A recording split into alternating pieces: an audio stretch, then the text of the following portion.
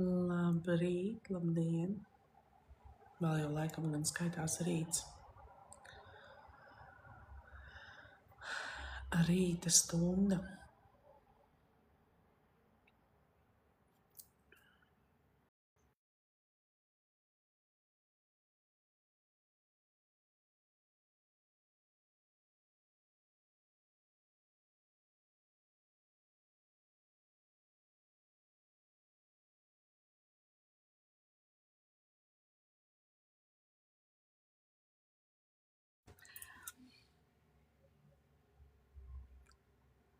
Labrīt!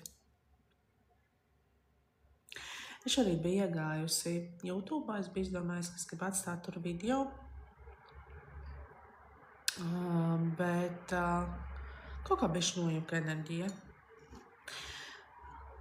Izskatās, ka laikam nākamreiz būs jāliek vienkārši tēma, jāizsludina tēma un jāieliek linku un tad jāiet runāties. Atstājot viņu publisku, bet tajā pašā laikā, tā kā ar pieeju tiem, kas vēlās klausīties. Šobrīd laikam ir tāds pulkstenis, kad citos platuma grādos ir vakars un līdz ar to vairāk tāda, tā kā angļu auditorija, jo visi normāli cilvēki šobrīd strādā pareizi, tāpat kā jūs. Kā jūs, kā es. Jā, bet tas, par ko gribējās tur iet un parunāt un varbūt atstāt kaut kādu to informāciju, gan to var izdarīt arī Telegram podkāstā. Patiesībā nav jau problēma, vai ne? Tāpēc jau mums tas kanāls ir. Tik ļoti, man liekas, pēdējā laikā izceļās ārā un parādās tāda cilvēku neiecietība. Un tajā pašā laikā ļoti liela tāda dalīšana, kurš ir kurš un kurš ir kāds, un kādas mums ir ekspektācijas, ko mēs sagaidām, kādi būs cilvēki, un kā viņi nav spējuši turēt to savu latiņu, un beigās izrādās, ka ir bijuši tādi paši cilvēki kā vispārējie cilvēki, un tā tālāk un tā joprojām. No vienas puses nav jau īsti nekāda pārsteiguma, kad paskatās kaut kādus komentārus pie kādiem šā brīža notikumiem, un nav jau pat jābūt notikumiem. Man liekas, ka mēs jau sen esam pamanījuši to, ka cilvēki ir diezgan kļuvuši atklāti tādā savā neiecietībā. Bet tas, kas man uzkrita, šī te vainīgo meklēšana, cik ļoti mēs meklējam vēl joprojām vainīgos, tos trešos vainīgos, kurš ir vainīgs pie kaut kā, vai ne, kas ir bijis. Un interesantākais ir tas, kad, piemēram, salīdzinot pēdējā laika kaut kādus notikumus, kur varbūt notiek kaut kas ar kādu zināmu cilvēku, un tajā pašā laikā paralēli notiek kaut kas varbūt ar kādu mums nezināmu cilvēku. Un kā notiek šī vainīgo meklēšana šajās divās dažādajās situācijās? Tiklīdz tas ir sabiedrībā pazīstams cilvēks, tā lielai daļai uzreiz ieslēdzās šis kad te jau tūlīt attaisnos, te jau tūlīt palaidīs, viņam taču viegli dzīve un tā, un pats vainīgs, un ārprāts, un varam rādīt beidzot ar pirkstu, kādi tā varēja. Savukārt, kad mēs paskatāmies, ka kaut kur kāds ir izlēmis, kad viņš pats noslēgs, tā teikt, attiecības ar šo labdien Daina, noteikti noslēgs tās savas attiecības ar savu dzīvi šobrīd šeit un tagad, tad atkal tur skatoties, kur tiek meklēti vainīgie, tad vainīgie ir visa apkārtējā pasaule, kas neredzēja, kas nedzirdēja, kas neuzklausīja, un tas būtu mazākais. Tas varbūt pat būtu diezgan tuvu vai tuvāk patiesībai, bet vienalga tie nebūtu vainīgie.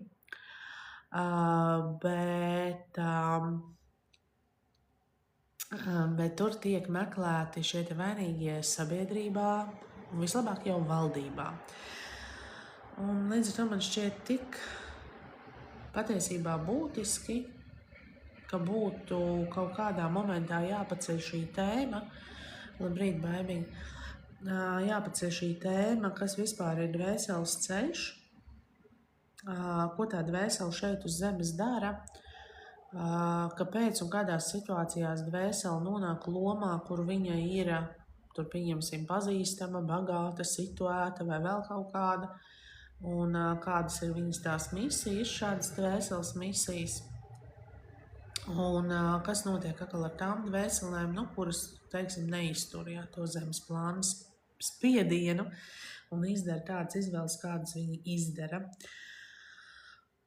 Un arī tām dvēselēm ir savu misiju, lai cik tas, labrīt, Rita, lai cik tas neizklausītos šobrīd dīvaini vai nežēlīgi vai caur nesapratni, bet arī tā ir tādas dvēseles misijas, kur cilvēks ir kaut kā dzīvojis, kaut ko darījis, viņam šķietam nav sanācis, viņš nav ticis galā ar savām emocijām, nav pats ticis galā ar savām emocijām un savu dzīvi, un ir nonācis tur, kur ir nonācis. Jo, ja mēs reāli paskatāmies uz to, kā veidojās pasaule, kā veidojās mūsu iespējas mūsu dzīves laikā, mūsu dzīves ietveros, mums iespējas patiesībā visiem ir pilnīgi vienādas. Jo tu atnāc šeit uz zemes, un šī ir viena planēta. Viena un tā pati, visiem viena un tā pati. Tava zeme, labrīt, Raganiņa, tava zeme nav savādāka kā mana zeme. Tava planēta Zeme ir tā pati kāda mana planēta Zeme. Pēc tam, jūs teiksiet, mēs katrs nonākam savos apstākļos pie savādākiem vecākiem. Sveiki, Ilzīt! Mēs augam tātad kaut kādās savādākās enerģijās. Mums nav visiem viss vienāds. Mums ir grūti apstākļi, vienam tur ir apkārt alkoholiķi, citam narkomāni, citam ir labi situētās ģimenes. Un tātad atkal mēs it kā pievēršam uzmanību apstākļiem, bet tajā pašā laikā, ja mēs tādā šķērsgriezumā arī uz šīm, sveiki, Dina, ja mēs tādā šķērsgriezumā arī uz šīm situācijām paskatītos, tad mēs arī ieraudzītu to, ka būs tādas dvēseles, kas no šī būs tikušas ārā, kas būs izķepurojušās, kas būs nonākušas, caur to kļuvušas stiprākas, nonākušas kaut kādos savos dzīves augstumos, un būs tās dvēseles, kuras būs palikušas tajās enerģijās. Un tātad būtībā arī tur mums vairāk vai mazāk ir vieni un tie paši apstākļi. Un pēc tam ir nākamais solis, kurš mums droši vien nevisai patīk, ir tā skolu sistēma vispārējais. Mūs taču visus uz turieni aizved. Ar ļoti retiem izņēmumiem. Visi nonāk tur, visiem ir vienādas iespējas. Agrāk, atšķirībā no mūsdienām, kur jau tagad meklē dažādas alternatīvas, pat visām šīm izglītības programmām pavisam visur bija pilnīgi viens standarts. Pilnīgi viens. Tātad visiem bija pilnīgi vienāds iespējas iegūt izglītību, iegūt zināšanas. Visi stundā dzirdēja vienu un to pašu. Kas tiem cilvēkiem ir šodien? Visi stundās dzirdēja vienu un to pašu, un līdz ar to atkal bija vienāds iespējas kaut ko darīt vai nedarīt. Un pēc tam tālāk iet vai neiet mācīties kaut kādā augstskolā, iet vai neiet kaut kur tur vai vēl kaut kur. Visiem visur vienādas iespējas. Bet tad katrs viens aiz otra ir kaut kur paklupis, kaut kur atkritis. Katram ir savs ceļš. Pareizi, mēs visi nevaram būt ārsti, bet mums visiem ir bijusi vienāda iespēja par tādu kļūt. Mēs visi nevaram būt prezidenti, bet mums visiem ir bijusi vienāda iespēja par tādu kļūt. Mēs visi nevaram būt tur vēl kaut kas, bet mums ir bijusi iespēja. Mums ir. Un mēs nevaram teikt, ka mums šī iespēja nav bijusi. Tas, kāpēc mēs esam vienā vai savādākā dzīves punktā, viss ir bijis un vēl joprojām ir atkarīgs no tā, kādus lēmumus mēs esam pieņēmuši, kam mēs esam atļāvuši ņemt savā dzīvē virsroku, un arī tam, kam vēl joprojām mēs atļaujam savā dzīvē ņemt virsroku. Un vienam šī apziņa nāk ātrāk, un citam nāk vēlāk, un vienalga paliks tā masa, kura vainos pilnīgi visu un visus citus. Un man šīs pēdējās dienas bija tik ļoti, ļoti uzkrītoši, kāpēc gribējās vienkārši nākt un runāt. Nevis nākt ar kāpīm vai nākt vēl kaut kur, bet nākt un runāt, jo šī te novienlīdzināšana, šī te vainīgās valdība, vainīgā valsts, vainīgie visi, tas, ka var nopelnīt taču tikai, nezinu, tur 200 eiro vai tikai 500, un ka tas ir pa maz, un ar to nevar dzīvot un nevar viss šīs lietas, kurā brīdī tu izmantoji visas sev dotās iespējas? Kurā brīdī tu izmantoji to, ko tu varēji darīt, un kad tu sāksi apzināties, ka tas ir tevī pašā? Jo viens ir tas, par ko tu kļuvi, un otrs ir tas, par ko tu varēji kļūt. Trešais ir tas, kas tu esi, un ka tev tas nepatīk, un ka tev ir iespēja to mainīt, bet tu to vienkārši nemaini. To, ka visiem ir vienādas iespējas, mēs sakam, oi, nabadzīņi. It sevišķi tas ir mūsu tuvā lokā, piemēram, saistībā ar atkarībām. Mēs sakam, vai nabadzīņš, viņam gan ir grūti, viņam grūta dzīve, viņam grūts liktenis, viņam ir grūti tikt galā ar savām emocijām, grūti tikt galā ar vēl kaut ko. Kāpēc tu tiec galā ar savām emocijām? Tu nevienā brīdī taču neesi tā kā pārāks vai savādāks vai vēl kaut kā, bet tu tiec galā. Bet viņam ir grūti, tātad viņam ir tiesības, teiksim, ietekmēt savu apziņas stāvoklī, tur, teiksim, ar aprēķinošām vielām. Un tu to atbalsti. Savukārt, tad, kad tu to ieraugi kaut kur tādā tālākā lokā, kas vairs nav tava māja, varbūt nav pat tava kaimiņa māja, bet jau kaut kur tālu projām, tu to skatīsies savādāk. Kā viņš tā var? Kā viņa tā var? Fuj, paskaties, jā. Un tajā brīdī tu nedomās, tam cilvēkam ir grūti, viņš vienkārši netiek galā ar savām emocijām, viņam bijusi grūta dzīve, tāpēc viņš to savu apziņu, bla, bla, bla. Viss tas penteris, viņš pēkšņi kļūs pilnīgi savādāks. Jā, mēs sāksim savādāk uz to neskapēc skatīties. Un šie te vainīgie un viss pārējais, es pilnīgi saprotam, katram ir sava dzīve, katram ir savs liktenis, katram dzīvē notiek savi notikumi. Un šis ir tas moments, kad aizdomāties, kāpēc. Tātad visdrīzāk tu atnāci šeit uz zemes piedzīvot šo konkrēto situāciju, nonākt šajos konkrētajos apstākļos. Un vienalga ir palikusi tev atbildība tikt vai netikt no tā ārā, tikt vai netikt savu to uz priekšu, atmosties 25, 35, 65 vai 85 gadu vecumā un saskatīt to dzīvi savādāk. Bet viss šīs iespēja ir tā iespēja katru dienu stāv atvērta, to visu ieraudzīt savādāk. Un jā, es pat vairs nezinu, ko es gribēju pateikt, bet man ļoti gribējās to visu pateikt. Gribējās ļoti arī daudz ko vēl pateikt. Bet gan jau ar laiku iznāks arī pārējā doma no manas ārā. Teiksim tā. Tā kā jā. Un arī tas pēdējais gadījums, kas te tagad bija ielikts par to, kad jā, cilvēks nolicis no tilta komentāri atkal. Labi, ok, man arī likās atkal nopietni, varbūt sveša ziņa.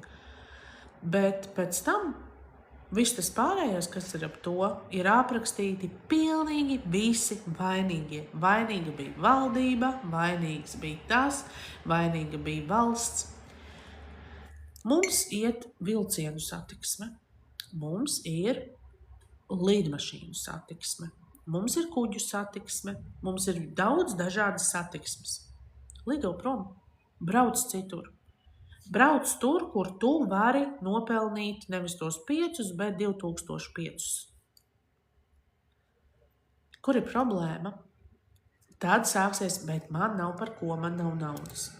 Man ir parādi, man ir kredīti, man viņi jāatmaksā, es nevaru, man nav par ko, es nevaru tikt projām, es esmu iesprostots. Kam tu ņēmi tos kredītus, lai izdzīvotu? Labi. Kāpēc tev tajā brīdī neradās šis plāns paņemt kredītu, lai nopirkt vilcienu biļeti un braukt uz turieni, kur tu varēsi nopelnīt 2500, nevis dzīvot ar 500? Kāpēc? Nu kā? Man nav valoda. Kāpēc? Kāpēc tev nav tā valoda? Skolā nemācījos. Tu nemācījies vai tev nemācīja? Kāpēc kaimiņienai ir, klases biedrinai ir, vēl kaut kam ir, tev nav?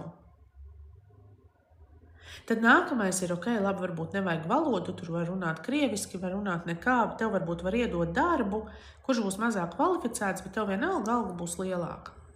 Tu to brauc darīt? Nē. Bet tajā pašā laikā tu pilnīgi droši un pārliecināti var sēdēt mājās un teikt, nu jā, kas tad tai kaimiņu Annai, tai jau gan viegli, kas tad šai aizbrauc uz īriju, mazgā tur kaut kādus dzīvokļus. Nu, protams, viņai piķis pietiek, viņa tad var sūtīt uz mājām, likt jaunu jumtu.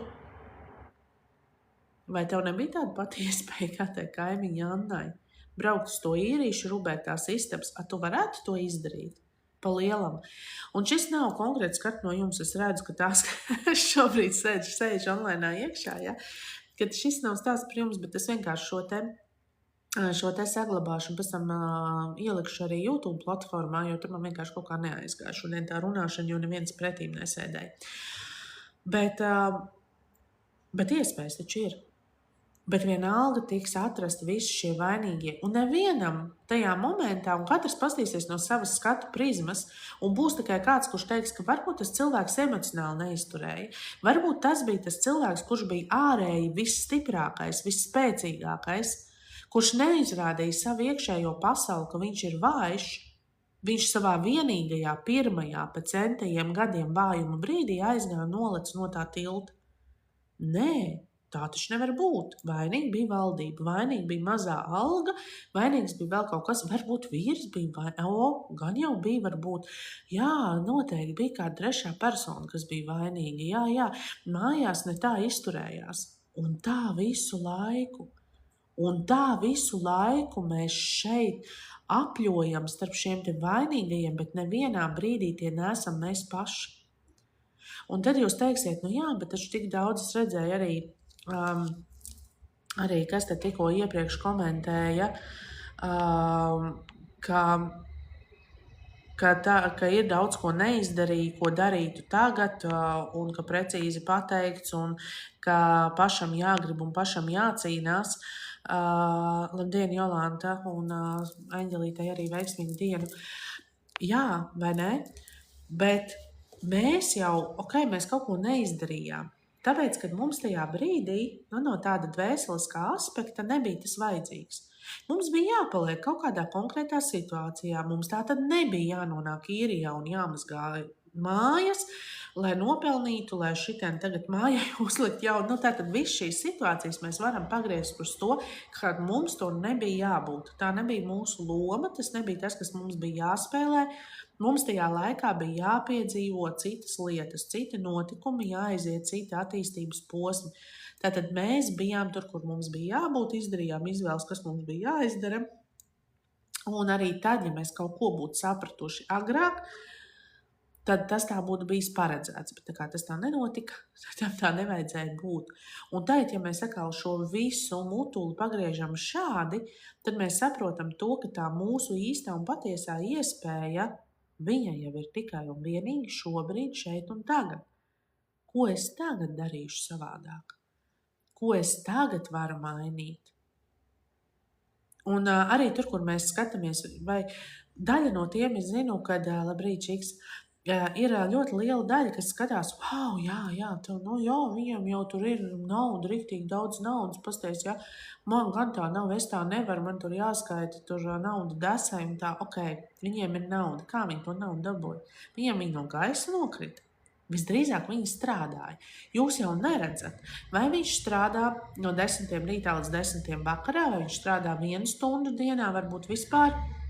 Ir kaut kādi projekti, kur ir jāpavada vairākas diennaktis bez miega, un tad gala beigās, ja ir kaut kāds šis finansiālais produkts, ja, kas tev tiek atsūtīts.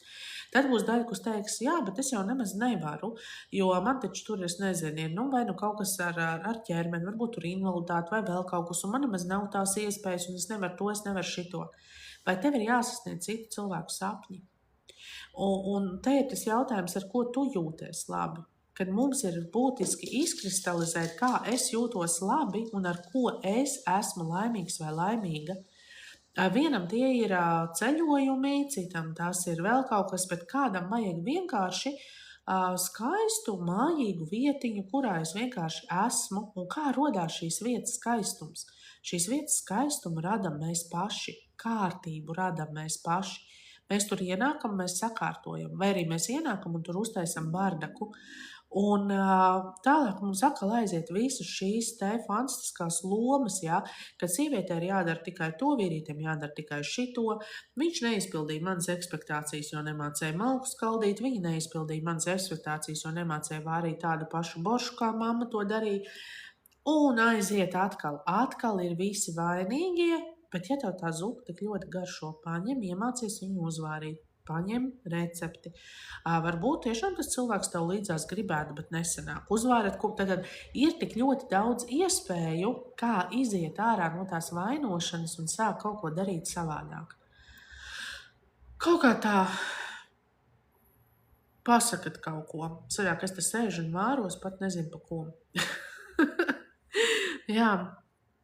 Un tik ļoti, man tik ļoti uzkrita, kad ir divas pilnīgi diametrālas situācijas. Viens ir nolicis no tilta, otrs ir piedzēries un iebraucis mašīnā un aiziet, jā.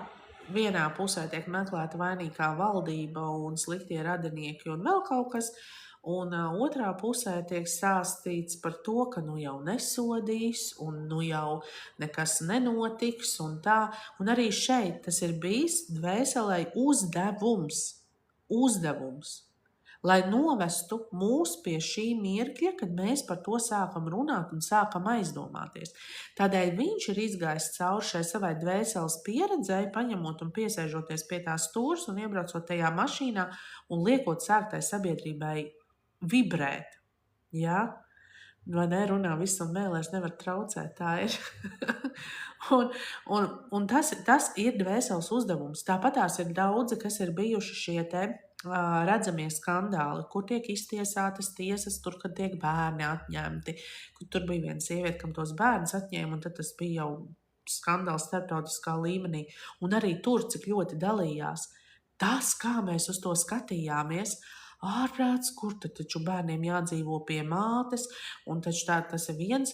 Otri bija tie, kas nostājās, gan jau tur viņa tāda un šitāda, un gan jau dzēra no rīta līdz vakaram. Un visas šīs situācijas, šie standarti, cik ļoti mēs novelkam to, cik visi ir vienādi, kā mēs visu zinām, bet patiesībā mēs uz visu skatāmies no savas skatu prizmas. Un mēs paskatīsimies uz tādu cilvēku, kurš ir piesēdies pie stūres un iebraucis citā mašīnā un bijis reibumā. Un katrs no mums to redzēs savādāk caur savu pieredzi, jo man tā ir bijis, vai maniem radiniekiem tā ir bijis. Es zinu, kā es ar to jutos, kā tas notika. Viņš noteikti no rīta piecēlās un nožēloja. Tas būs, kas būs bijuši šajās situācijās. Tad būs tie nākamie, kur būs, tagad sodīsim, ja?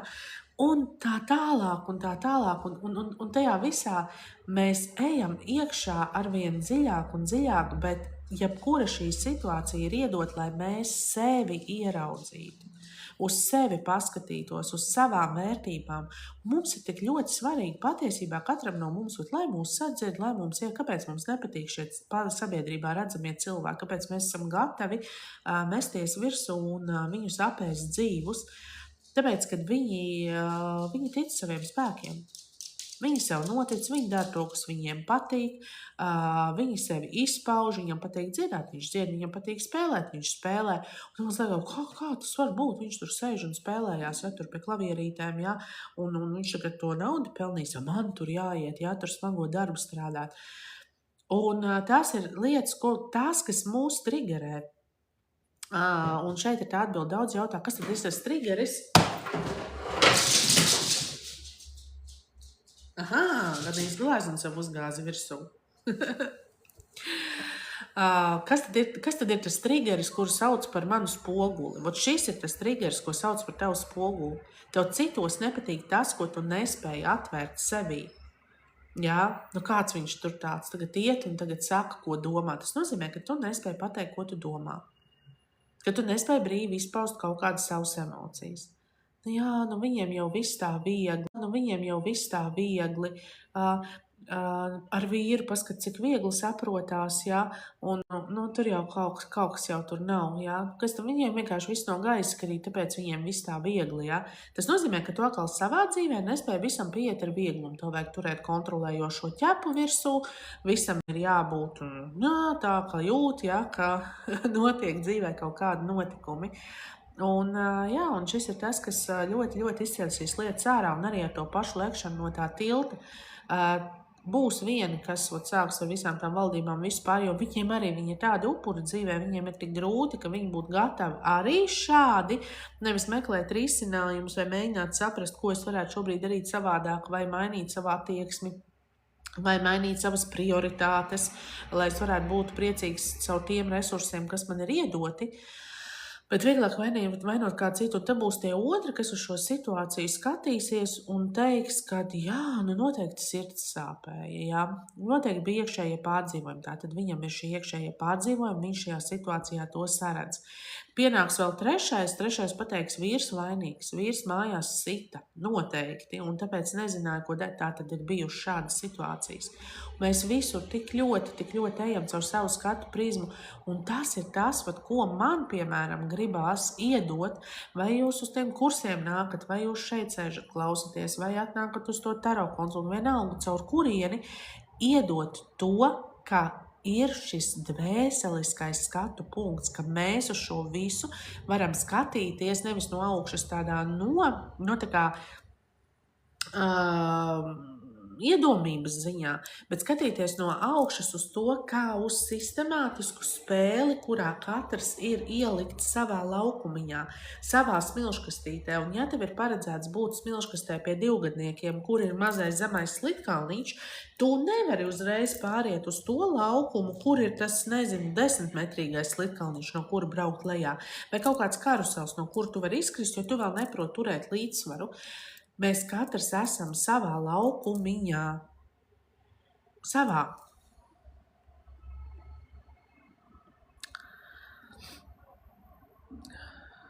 Jā, un domājot par savām iespējām.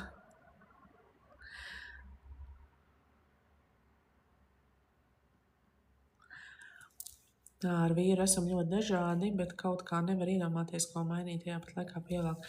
Tātad jākoncentrējās droši vien uz to, kas pievelk.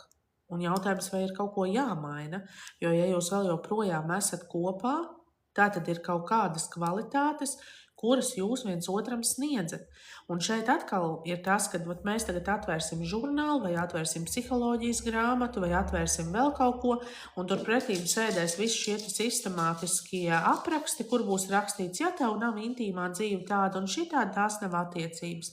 Ja jums starpā nav strīdi, tad visdrīzāk jūs noklusējat savas emocijas, tās nav attiecības. Ja tur jūs starpā tas un tas, tās nav attiecības. Un tu sāc tagad domāt, man tā ir, man tā nav. Man tā nav, tā tad man nav attiecības. Kas ar manām attiecībām nav kā? Tu pats viņās jūties komfortabli, jo tavas vērtības ir citas. Kopā pavadītais brīvais laiks, no rīta kopā izdzerta kafija, atnāca mājās, atnesa algu. Varbūt tās ir vienīgās tavas vērtības, kuras tev šobrīd ir vajadzīgas, un tev nevajag visu to pārējo. Bet atnāk sabiedrība un tagad tev pastāsta, ka ja tev nav tas un tas, tad ir tā un tās nav vairāk normālas attiecības. Arī par tiem pašiem strīdiem tas vēl nesen izskanēja sabiedriskajos mēdījos, tāpēc, kad šaus, ja? Nav attiecības, tātad, ja nav strīdu, tad tās nav attiecības. Tātad tu noklusē emocijas. Nopietni? Jā, būs tādi gadījumi. Varbūt pietiekami daudz procentuāli, kur ir viens un otrs, abiem ir baigie raksturi, ekspresijas, viņiem ir jāiemācās tikt galā ar savstarpējiem konfliktiem. Mēs to nevaram ne apstiprināt, ne noliegt. Tātad būs šādas situācijas, jā, tas ir un būs nepieciešams. Risināt ģimenē konflikta situācijas. Izteikt savu viedokli un tā tālāk un tā joprojām izstrīdēties, un visu pārējā teorija, kas aiz tā iet. Bet pateikt, ka tās nav attiecības, ja attiecībās nav strīdu, bet ja tās ir attiecības, kur ir divi pieauguši cilvēki, kuri spēja atrast kompromisu, kuri jau māk visu risināt sarunas ceļā, Vai viņi arī, Čaulienīt, nonāks strīdā vai konfliktā? Vai viņi sāks savā starpā konfliktēt tā, kā konfliktēs cita apziņas līmeņa cilvēki? Nē, un vai mēs varam pateikt, ka viņiem līdz ar to nav attiecības, tas nav normāli, viņi drīzāk kaut ko noklusē. Un tad mēs visu šo informāciju, to vispārināto savācamies un sākam analizēt sevi, un rodās pats briesmīgākais konflikts. Viens ir konflikts man ar Lieni, vai ar Ilzi, vai ar vēl kādu. Mēs viena no mums saņemsies, un mēs to konfliktu atrisināsim. Vienā brīdī sāksim par to runāt. Bet mums sāk veidoties iekšējais konflikts. Mēs it kā savā dzīvē, savā situācijā mēs jūtamies labi. Mums patīk, piemēram, tagad lielai sabiedrības daļai, piemēram, liksies, kas ir skaista dzīve. Tātad, Lienai ir skaista dzīve, Lienu iztirzāsim. Lienai ir skaista dzīve, viņai vispār nekas nav jādara. Viņa paņem fotoaparātu, uztaisa kaut kādas tur bildes, tad viņa paņem tās bildes, nopublicē, viss tās bildes ir skaists, jo viņa vienkārši māk viņas taisīt, jā. Noteikti viņa tur māk vēl lietot Photoshop, vēl kaut ko, viņa to visu atnāk pasniedz, un tad viņa ir telpās tādās un telpās šitādās un drēbītas tādas un drēbītas. Viņai vispār viss ir ideāli, viņai ir viegli, jā. Viņa tur paņem to savu bērnu, vēl ieliek kādā, un tas bērns arī, viņš tik laimīgs, un viņiem tur viss ir vienkārši kruta. Bet mana dzīve gan tāda nav, man nav, es nevaru tādas drēbes nopirkt, un es nevaru to, un es nevaru šito, tātad man dzīve nav ideāla. Tajā pašā laikā Liena sēž mājās un skatās, piemēram, uz Ilzi un domā, bet Ilzē gan ir ideāla dzīve. Es nezinu, Ilzi, vai tev tā ir, jā? Bet viņa tagad Liena sēž mājās un kā piemēriet, jā, un domā, bļāviens, es gribētu tādu dzīvi kā Ilzē, tāpēc, ka mēs neredzam to, ko Liena uz āru nerāda, jā. Es gribētu tā, kā viņai ir tik labi, viņa saprot, viņa aiziet uz darbu, viņa nostrādā no tās savas tur 7 stundas, piemēram, un tad viņa atnāk mājās, un viņai tāda maza mājiņa, tad viņai tas dārziņš, un viņa tur var iziet ārā un iestādīt puķīti, un tad viņa var no rīta brīvdienā ar kafijas krūzi iziet ārā, un viņa dzer to kafiju un skatās uz tām puķītēm, un Liena sēž mājās un domā par šo. Un viņai liekas, ka tā būtu viņas ideālā dzīve. Un šeit sākās iekšējais konflikts, kur Lienai ir konflikts ar to, ka viņa it kā jūtās labi, ar to, ka viņa var aiziet nobildēt, ka viņa var strādāt tur savādāk, tur nenormētu, bet pašā laikā pietiekami smagu darba laika, viņai ir savas lietas un problēmas, ar ko tik galā. Bet viņai pēkšņi liekas, ka tā sabiedrības izliktā vērtība, ka varētu iziet tā kā Ilzē ir to kafijas krūzi tajā savā maiņā ārā, jo Lienai, piemēram, ir dzīvoklis, ka tā būtu tā vērtība, un viņai tagad tas nav. Un viņai tas nav, un visu, un viņas dzīve nav izdevusies. Es saprotu, ka kā šitas strādā, ka tad, kad mēs sākam nenovērtēt resursus, kas ir mums, neskatīties uz sevi, ko mēs varam izdarīt šeit un tagad, tad kādā veidā tad mums ar to dzīvi dīlot? Redzi, Liena taču grib terasi, un ko mēs tagad darīsim? Jā?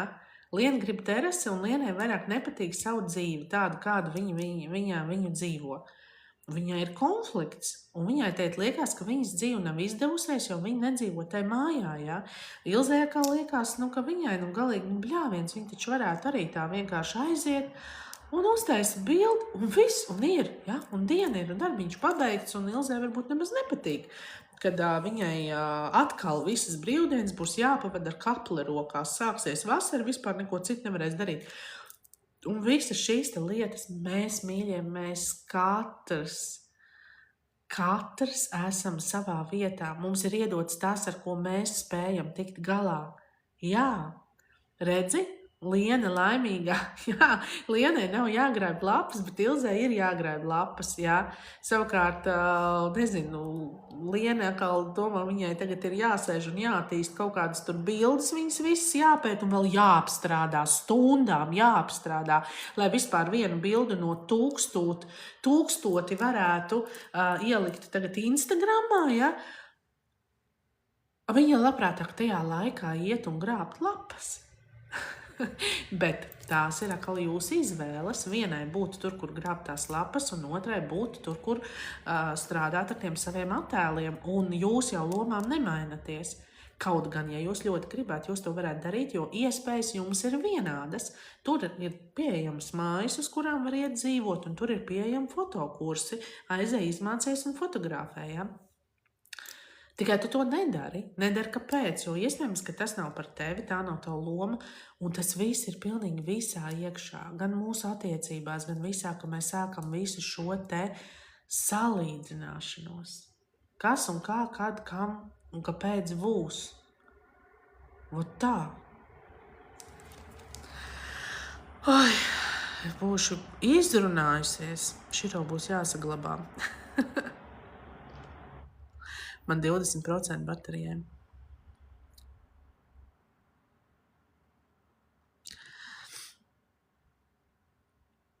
Jā, neredz to, ko prasa, tā ir.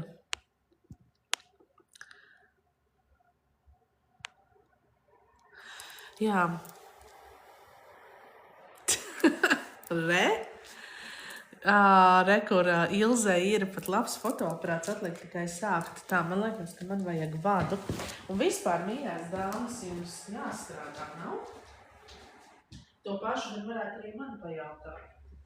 Es vairs nezinu, kurš es vadu atstājus. Ļoti gribētos uzlādēt telefonu. Re, kur lītās.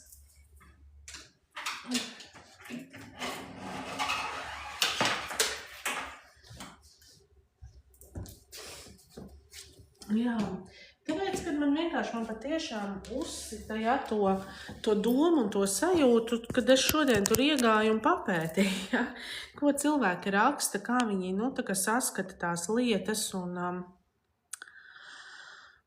brīvdiena. Jā, vot Inesīte, kā tev ir tas, tu netici, jā, gatavot pusdienas arī ir darbs. Brīvās gribas plūsmā, vai ne?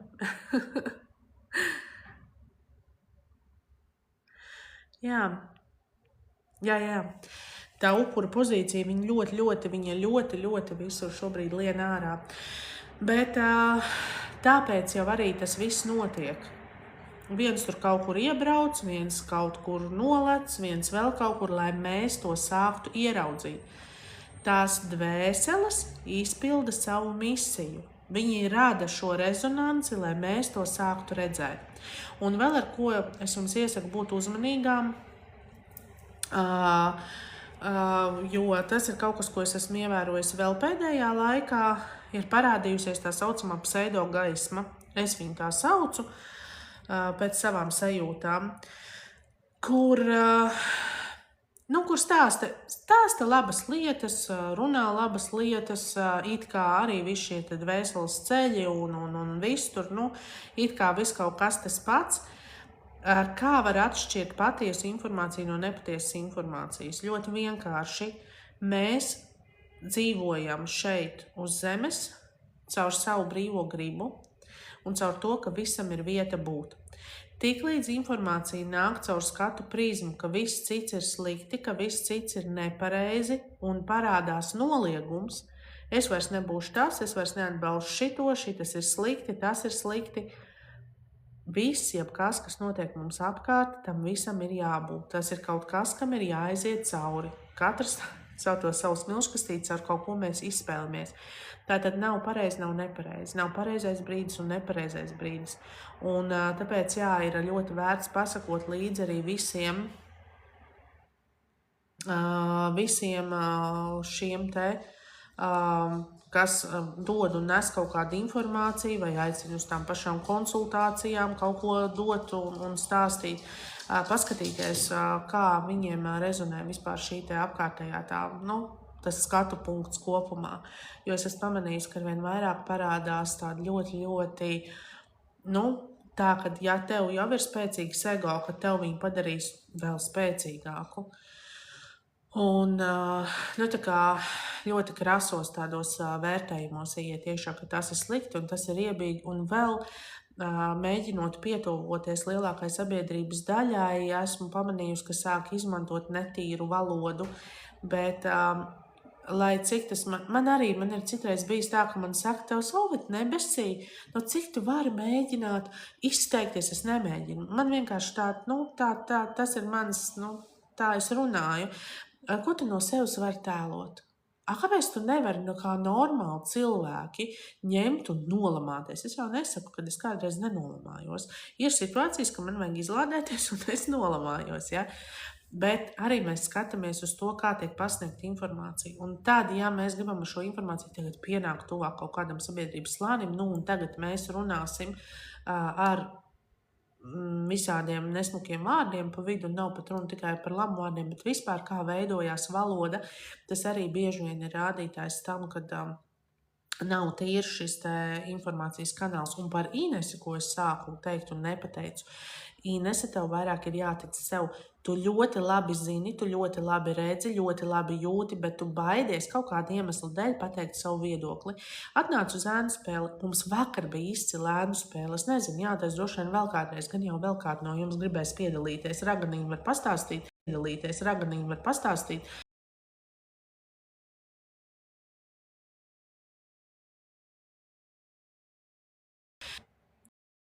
Tas kaut kas tevī, kāpēc tu sev netici, jo tu visu redzi, tu visu zini, tu ieraugi, tu sajūti, bet tajā brīdī, kad tev tas ir jāpasaka, tu to nedari. Tev ir jāsaprot, no kā tu baidies. Tā sveika Miljone, labrīt BT. Ķermenis reaģē uz informāciju, jā.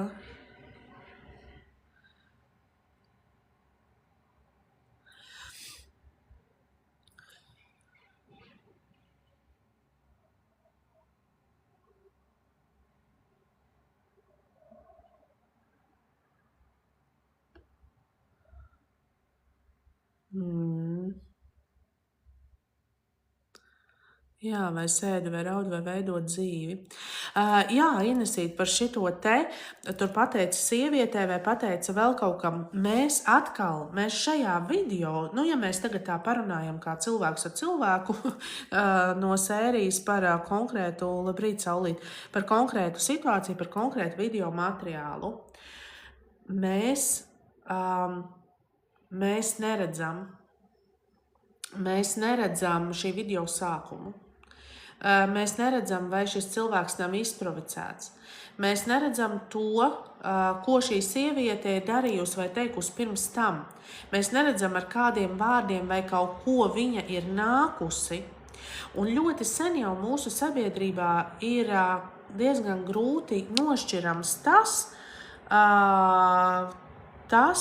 kurš tad te mums ir tas vājais vai aizsargājamais dzimums, un kurš ir stiprais, un kurš ir viss šitais tas, un kuram kaut ko drīkst teikt vai nedrīkst teikt. Un mēs esam arī ar tādām, kas ir runa, pieņemsim, par vardarbību. Vardarbība mums var būt gan fiziskā vardarbība, gan morālā vardarbība, vai ne, visādas. Un mums ir tendence to visu uzreiz salikt lienīt par video tur, kur Latvijā atpazīstama persona iebrauca citā automašīnā un bija alkohola reibumā. Un mēs esam ieraduši iedalīt tajā, ka noteikti vīrs ir tas, kurš mājās sit, vīrs ir tas, kurš veica emocionālo vardarbību vai fizisko vai vienalga kādu, un visu šito te pārējo, un otrādi nekad nemēdz būt. Un te mēs atkal skatāmies no savas skatu prizmas, jo mēs esam bijuši visdrīzāk līdzīgās situācijās, vai mums apkārtējā lokā ir kaut kas tāds noticies. Un tajā pašā laikā ir ļoti daudz, kur ir pilnīgi tieši pretēji. Kur būs pilnīgi pretēji, sveiki dvēseles stīk, paldies pret dzērvīti. Kur būs pilnīgi pretēji, kur notiks otrādāk, kur būs mainītas šīs lomas, jo tur runa nav par dzimumiem. Ja? Un šajā situācijā man patiešām ir tā sajūta, pirmkārt mums ir jāapzinās tas, ka cilvēks tajā brīdī ir bezapziņas stāvoklī. Viņš ir pilnīgi kaut kā cita iespaidā. Tas, vai to nosodīt vai nenosodīt, tā ir atkal katra paša darīšana, bet mēs jau te jau stundas garumā runājam par to, ka visdrīzāk nenosodīt. Jo, ja mēs to iecelsim savās mājās, savos tuviniekos, tad mēs uz šo situāciju skatīsimies pilnīgi savādāk. Un tas, kas ir ielikts sociālā tīklā, kā jūs reaģētu. Kā mēs reaģētu.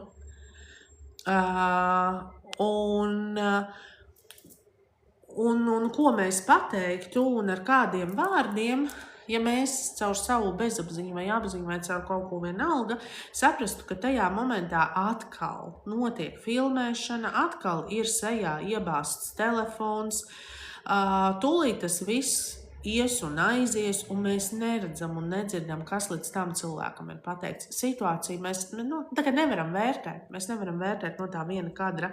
Pateic un nepateic. Jā, visiem ir šoks. Jā, tur kaut kādi tur rupjie vārdi vēl, jo cilvēki glorificē šādus cilvēkus, kad viņi nav cilvēki.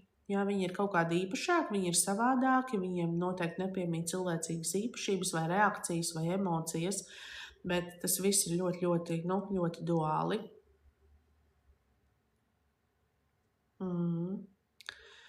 Nav tikai upuris un varmāka, nemainīgi parasti mainās lomām. Vienās attiecībās savā starpā es esmu redzējusi tīri dzīves piemērus, un Duna, līdzīgi kā tu tagad saki, esmu redzējusi dzīves piemērus, kad ir tā, ka cilvēks vienās attiecībās ir upura lomā, un nākamajās viņš mēģina jau izspēlēt, tā kā nevis gaida nākamo dzīvi, bet viņš nonāk citās attiecībās un viņš mēģina izspēlēt pretējo lomu. Mēģina uzreiz ieņemt tā kā to stipro, es esmu redzējis arī šādi, jā, kad tā kā samainās, nomainās. Bet vai viennozīmīgi var teikt, ka vienā kaut kādā miedarbībā var izspēlēt abas lomas? Nezinu. Vienās attiecībās tev ir bijusi šāda pieredze?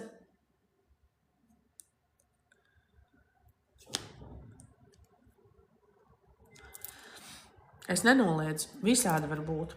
Pavisam noteikti. Es vienkārši neesmu to redzējusi. Savā praksē nav man tā bijis. Pati bija tādiem? Ok. Tad ļoti interesanti pieredze, ar ko padalīties. Tā Daina vakar bija iepriecināta, iekāpjot pārpildītā vilcienā, viens kungs piecēlās. Dainīt. Tev tak šodien operācija, tev viņa jau bija vai vēl tikai būs?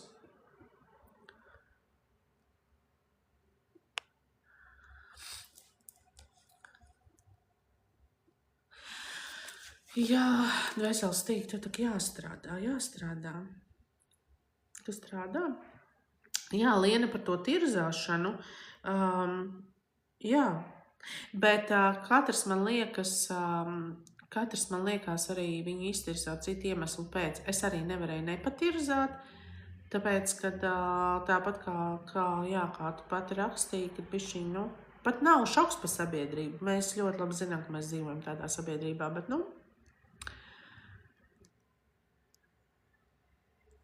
jā. Jā. Gan upurim, gan varmākam sava loma patīk. Sava loma patīk. Jā. Un viņi vienkārši tādi viņi ir, tā viņi dzīvo. Tas ir fakts.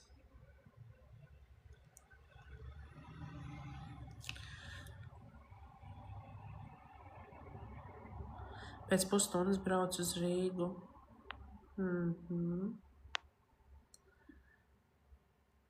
Jā. Tieši tā. Un ir, kas ņirgājās, un ir, kas neņirgājās, vai ne? Un tad, ja tas būtu kaut kādā viņu lokā, teiksim, kā es jau teicu, ar tuviem cilvēkiem, radiniekiem vai vēl kaut ko, pēkšņi attieksme būtu pilnīgi savādāk. Tā tas ir.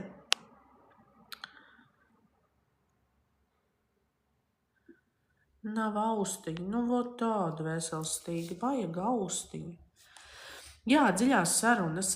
Es saku, es mēģināju šodien YouTube'ā runāt, bet man laikam tur jātaisa tā, kad es izsludinu konkrētu laiku un pulksteni, vai arī izsūtu linku un tad eju runāt. Jo man tomēr pietrūks, ka pretīm sēž kāds, kas man saprot, jo man tur ienāca 22 skatītāji, viņi visi bija, man pajautāja, kādā valodā es runāju, no kurienes es esmu, un ka viņi neko nesaprot. Līdz ar to YouTube man aicināja nerunāt tā, kā es runāju, bet runāt kaut kā savādāk, un es beigās izslēdzu ārā izdzēstu ierakstu.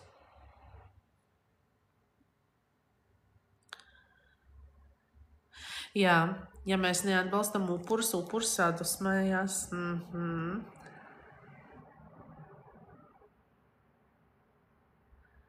Jā.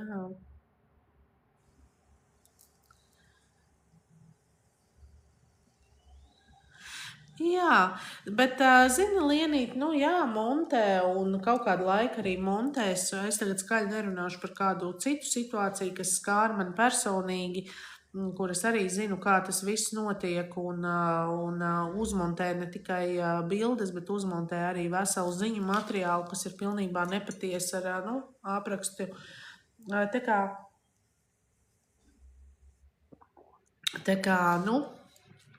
Tā tas pie mums notiek. Katrs izpaužas kā māk.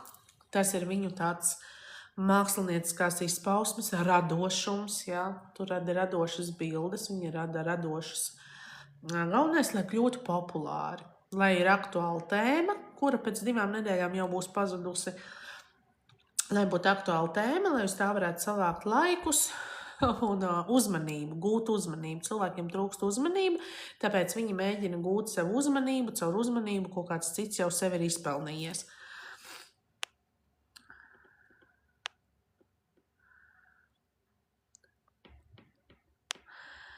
Jā, mēs arī par viņu dvēseles stīgu, kā tu bez viņa nevar nepieminēt, vai ne?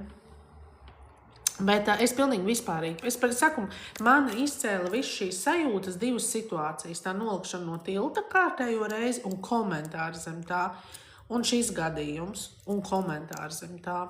Un tāpēc likās, ka bišķiņ gribās to dvēselisko aspektu tajā visā pacelt. Tāpēc, ka Dainīt viņiem nav laika, vispār nav laika dzīvot. Nav laika savai dzīvei. Vienkārši nesanāk, nepietiek laiks. Jādzīvo kaut kādās citu cilvēku ekspektācijās par dzīvi. Tāpēc, ka es to nemāku pateikt, Daini. Tā sajūta, es mēģināšu tā enerģētiski sajust, kas tas ir. Kā es to jūtu? Tātad cilvēka ikdiena, viņš vienkārši ir, viņš vienkārši eksistē, viņš plūst kā tā pelēkā masa, kurai vienkārši ir kaut kāda sava ikdienas darbiņa, ikdienas lietiņas.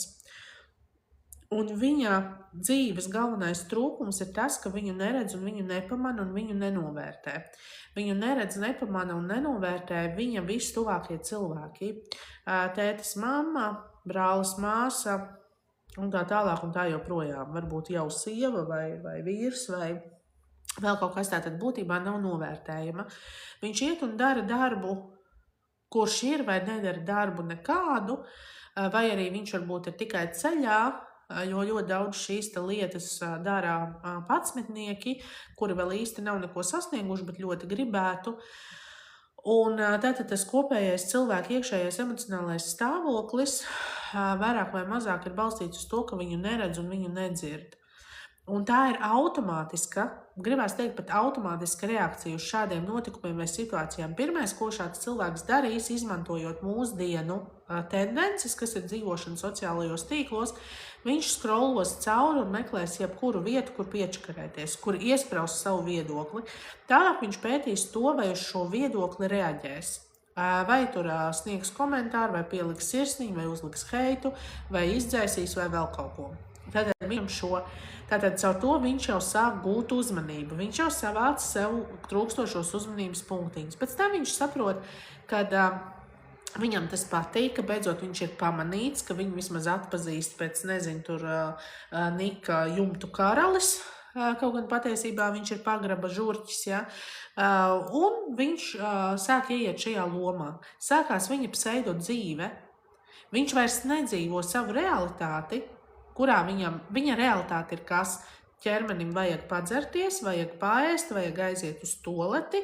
Lai to nodrošinātu, viņš var būt aizvelkās uz darbu, atvelkās mājās un turpina eksistēt. Un pārējā viņa patiesā dzīve notiek šajā virtuālajā vidē.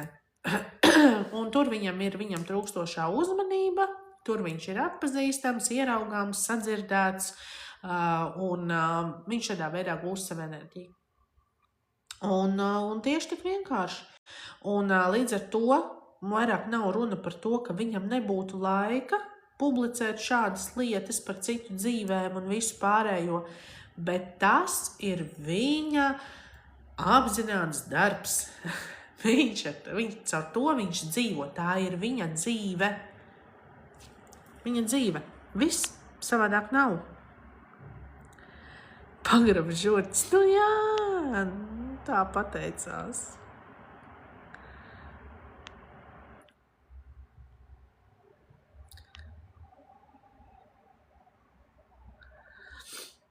Nezinu, jo sūdīgāk jūties, jo gribu likt citiem justies vēl sūdīgāk. Arī tā lienīt var būt, ja, ka tu slikti jūties, gribu citiem likt justies sūdīgi. Bet tas ir neapzināti, jo viņš pats no tā jūtās labi. Nu, man tā vismaz šķiet.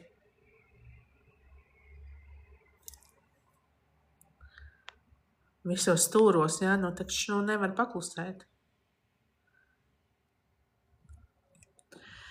Jā, par to Paulu arī mēs neko, vismaz es neko nezinu. Es neesmu nekur dziļāk līdusi. Man parasti ir tā, ka es ieraugu kaut kādu ziņu vai informāciju vai bildi, man iziet cauri uzreiz atbilde. Vai es viņu piefiksēju vai nepiefiksēju, tas ir tajā brīdī, es nezinu, kāds jautājums, nevienmēr es piefiksēju.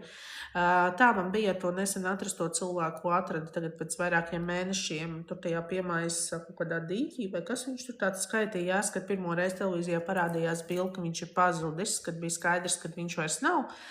Līdzīgi bija ar šo Paulu, kad izgāja cauri. Uzreiz tā sajūta, ka tu skaidri patiesībā zini, kas tur ir bijis. Bet es par to nerunāšu, tas ir manas sajūtas, jo pilnīgi varētu būt, ka tā nemaz nav bijis. Ja? Un pēc tam, kad tu skaties un klausies, ko cilvēki par to visu runā, un kādus viņi izvērpīja visu kaut ko, un kādos vārdos sauc, un kādas birkas uzkarina. Un neviens neaizdomājās par to, pat arī tajā brīdī, tad, kad tu, piemēram, es saprotu, kā tas strādā, bet apmēram atkal jums par ko padomāt. Bet uzkarina birka, tas jau gan narkomāns. Reāli narkomāns. Kā viņš līdz tam nonāca? Kurš ir piegājis klāt un pajautājis, kā tu līdz tam nonāci? Kā tavs ķermenis dabūja šo iespēju nonākt līdz pie šīs atkarības? Kāds tas bija tas tavs stāsts? Jā? Un, protams, viņam bija cits izvēles, viņš tā varēja nedarīt, viņš varēja no tā izkāpt ārā, viņš vēl joprojām to var izdarīt. Un nesakiet, ka nevar, var, bet tur ir šie tie aspekti atkal no atkarībām, kāpēc neiet ārā, jo ir bail. Bail, ka sāpēs, bail, ka būs slikti, bail nomirt no attiešanas perioda. Visādas, tādas izdzīvošanas bailes, kas kaut kādā ziņā traucē. Izdarīt savādākas izvēles. Es zinu, ka ir viegli runāt, bet nav nemaz tik viegli.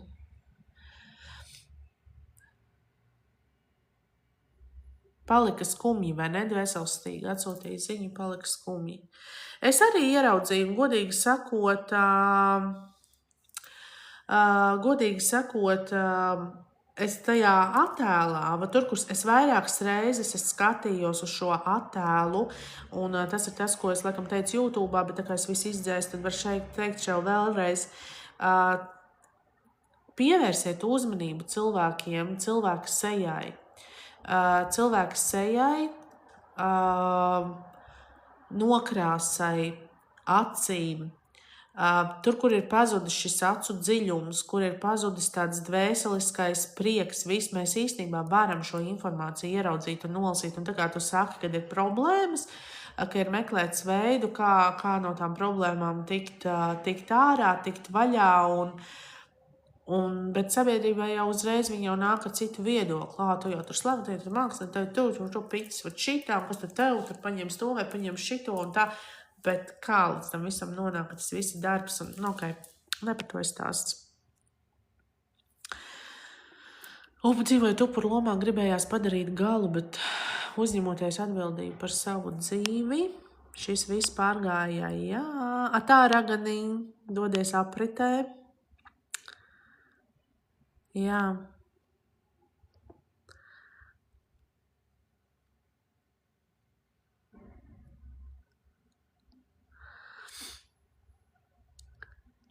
Arī man ir sajūta, ka emocionālais stāvoklis un sapņu sabrukšana bija iemesls. Vai ne?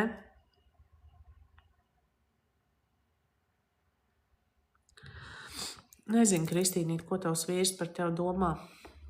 Kā tev šķiet, ko viņš par tevi domā? Ko viņš tev izrāda? Tu gribi, lai es izņemu kārtas un paskatos, ja? Gribat atgriezt mani realitātē ar kārtīm rokās.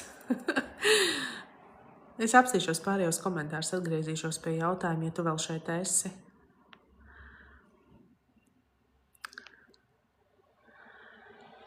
Man tā nav slikti jūtos, bet tie ir tie, kas ir nelaimīgi un uzskata, ka citi.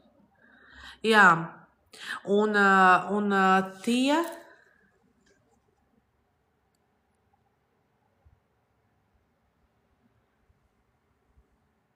Redzēju piemājas pūtēji tieši redzē, Dainīt. Nu, vai viņš nav brīnišķīgs?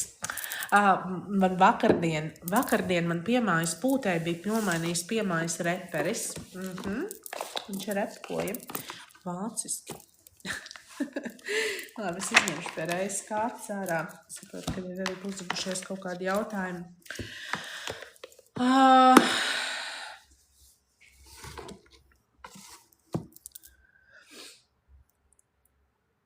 Saruna rosnē, nu, caur kārtīm mēs īstenībā varam arī papētīt caur kārtīm. Sabiedrība uz citu rēķinu ceļ savu vērtību. Vai ne? Mēs nekad nekļūdamies, mums viss izdodas. Un arī tas, ko Liena teica par to laimes krekliņu, ja? Kad patiešām šiem cilvēkiem ir tā sajūta, kad visiem citiem viss nāk tik ļoti vienkārši un ka viss ir tik ļoti... Nu tā, ka easy peasy, un tur vispār nav nekāds darbs un nekāda problēma. Bet viņi meklē no kā, neapzināti meklē no kā iedvesmoties. Un tajā pašā laikā nevar atrast, jo viņiem nav pa spēkam pacelt tās lietas, ko tie cilvēki dara, lai viņi būtu tur, kur viņi ir. Pietrūkst vai zināšanas, vai kaut kas tāds. Jā, taču vienmēr ir vajadzīga kāda atruna. Tā kā bija vārds Kristīne. Kristīne, es neskatīšos, ko viņš domā. Tā kā tā būs līšana trešajā laukā, diez vai viņam tas patiks. Bet Kristīnīte, cerinājumu tā, es paskatīšos, kāda ir jūsu tā savstarpējā enerģija, ja? Un tad, ja tu jūtīs, ka tu gribi zināt kaut ko vairāk, piesakies uz video konsultāciju. Bet video konsultācijas man būs pieejamas tikai un vienīgi līdz nākamajai trešdienai, jo nākamo ceturtdienu, piekdienu, sestdienu un iespējams arī svētdienu es nebūšu pieejama. Un vēl šo sestdienu mēs braucam uz Krimuldu, pievienojieties braucienam. Liena, tev nav brīvs laiks, brauc līdz Rīgai, līdz Krimuldai aizvedīšu. Kristīne, attiecības man rāda caur sirds centru, ļoti skaisti plaši atvērtu sirds centru, bet klātesošu atkarību formu. Tā ir vai no atkarība no emocijām, vai atkarība no kādas atkarības, kaut kas, kur rada to sajūtu, ja, ka tas sirds centrs kaut kādā veidā nesaņem tādu turp-šurp enerģiju. Un man liekas, ka ir kaut kas, ko tev ar savu vīru vajadzētu izrunāt, jo varbūt, ka viņā ir kaut kādā ziņā kāds mazais aizvainojums palicis par kaut ko. Un tas ir nevis kaut kādas sliktas vai kaut kādas domas par tevi, bet vairāk vai mazāk kaut kas varbūt, ar ko viņš pats šobrīd netiek galā. Un mums sievietēm ir ļoti tāda nelaba tendence sevi uzskatīt par cilvēku. Tātad man ir emocijas, es jūtu, man ir sajūtas, es reaģēju uz lietām un notikumiem, bet vīrietis ir tieši tāds pats cilvēks. Un izskatās, ka šeit būtu vajadzīga saruna. Jums ir ļoti labs, uz doto brīdi ir tāds kaut kāds, jāsaka, ražas laiks attiecībās un attiecību forma plāno transformēties. Tā, kad zūd kaut kādi vecie priekšstati, vecās attieksmes, īsāk sakot, kaut kādas liels pārmaiņas ir gaidāmas jūsu starpā, savstarpējas vai atsevišķas, tagad tādā īsumā, lai ietvaros skatoties īsti, nemāku pateikt, bet jums ir kaut kas jāizrunā. Tev ir jāaiziet un jāprasa, ko tu domā šobrīd, kā tu jūties esot ar mani.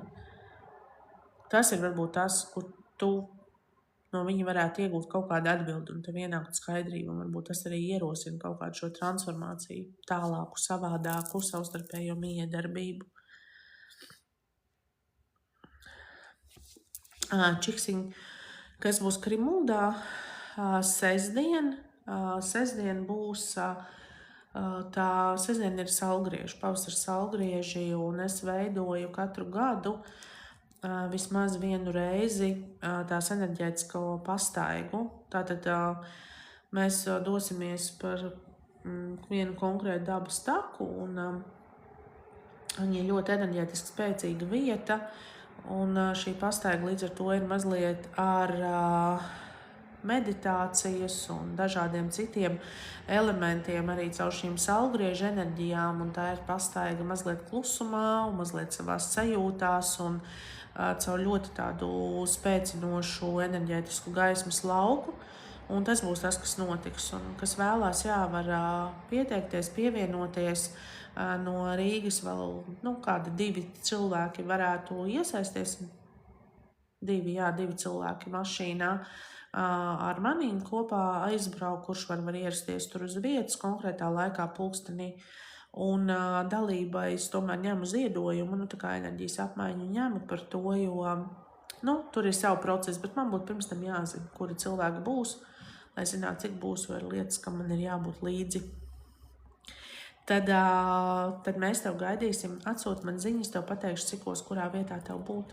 Atbrauc, piedalies.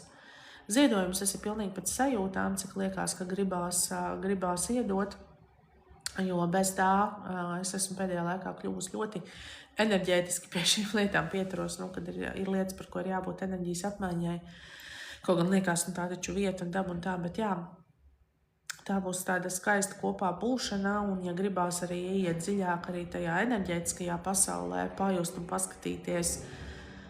Un būtībā ar to procesu ir tā, ka mēs ieejam viņā vieni un iznākam ārā jau citi.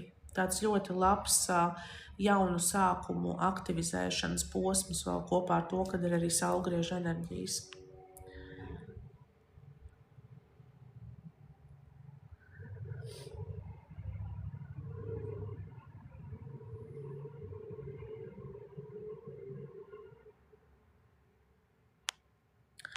Jā, par tiem komentētājiem tā ir.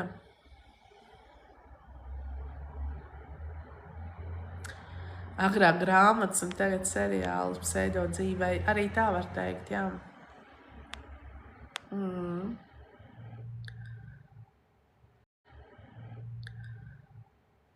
Solis citiem kā atkārtots, kas kaut kādā veidā ļauj sajust tieši enerģētisko pasauli un visu šīs lietas sev daudz, daudz tuvāk. Jā. Lenīte, tev vesela sestdiena, vesela svētku diena. Tā, man viena lieta jāapskatās. Es ātri uzlikšu pauzīti, tūlīt būšu atpakaļ.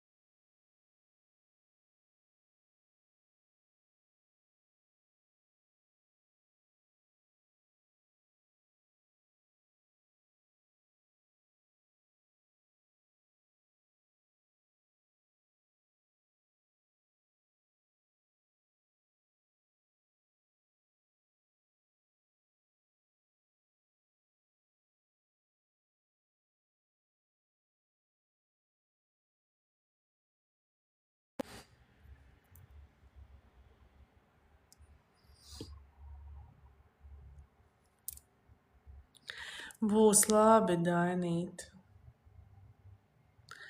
Būs labi. Mēs ar tevīm labās domās un viss būs labi, viss būs kārtībā. Tiešām. Savādāk nevar būt.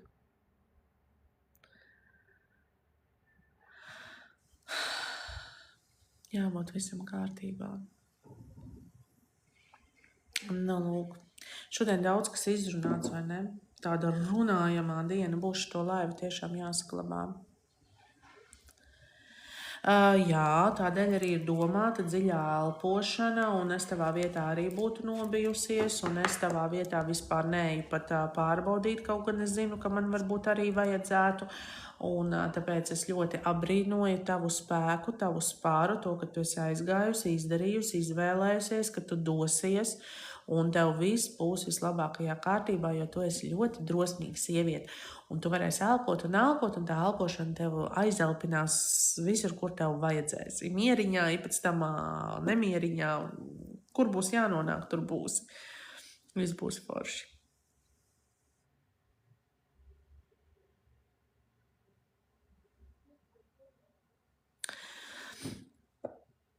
Jā, Inesīt, paldies. To, ko vajag dzirdēt, to dzirdēs. Tā ir.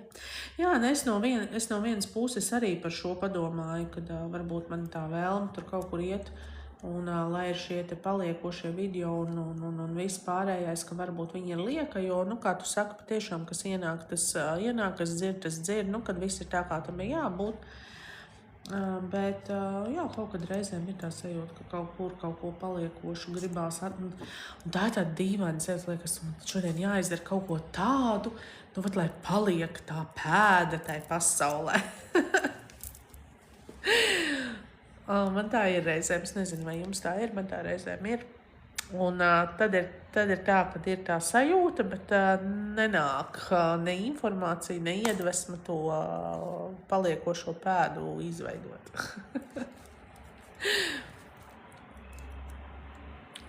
Tā. 11:30 jau. Tā diena atkal ir ieskrējusies.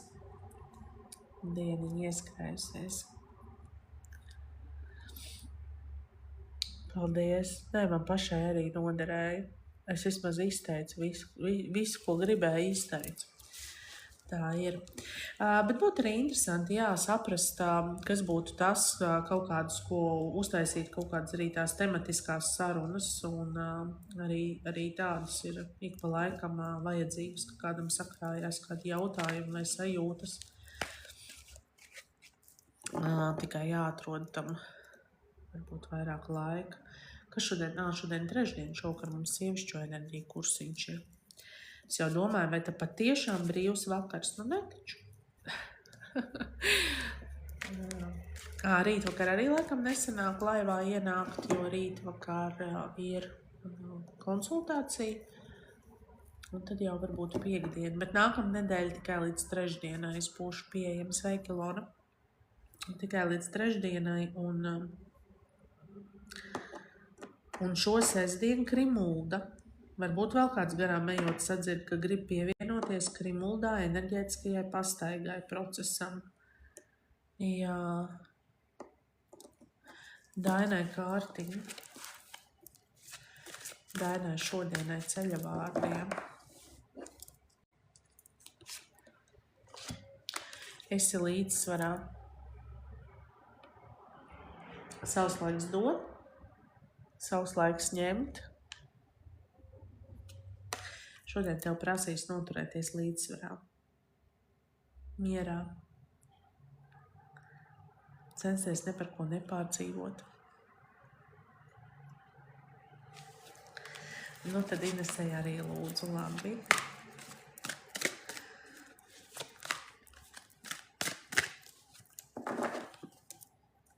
Lūdzu, Dainīt, Ines. Tev šodien straujo notikumu, zīmju un iedvesmas diena. Ieklausies tajā, ko visums tev mēģina parādīt, un paskaties uz notikumiem un iespējām ar skatu punktu, kad nav konkurences. Esi tu, tas, ko tu ļoti vēlies, un vienkārši to dari. Bez salīdzināšanās, bez konkurences. Un šodien, jā, varbūt paredzēt kādi pišķi straujāki notikumi.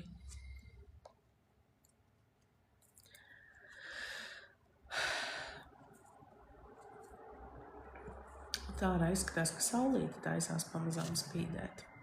Diena vēlas kļūt saulaina. Nezinu, vai viņai izdosies.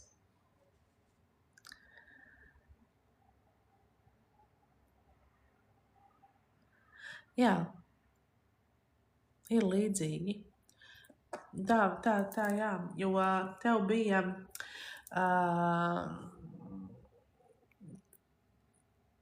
arī šajā ir patiešām tāda nepieciešamība pašai saprast, darīt, rīkoties.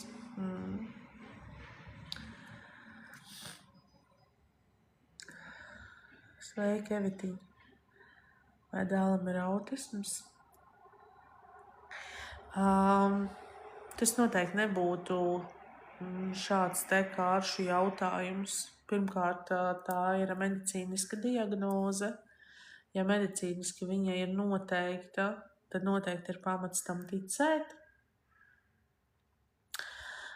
Bet, ja kaut kā savādāk gribās izprast kaut kādas lietas saistībā ar dēlu, un ja dēlam vēl nav 18 gadi, tad tā noteikti būtu individuāla konsultācija.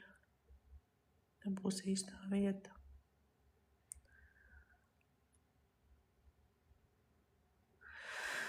Paldies, Inesīt. Jā, tā ieskatīšanās sevī,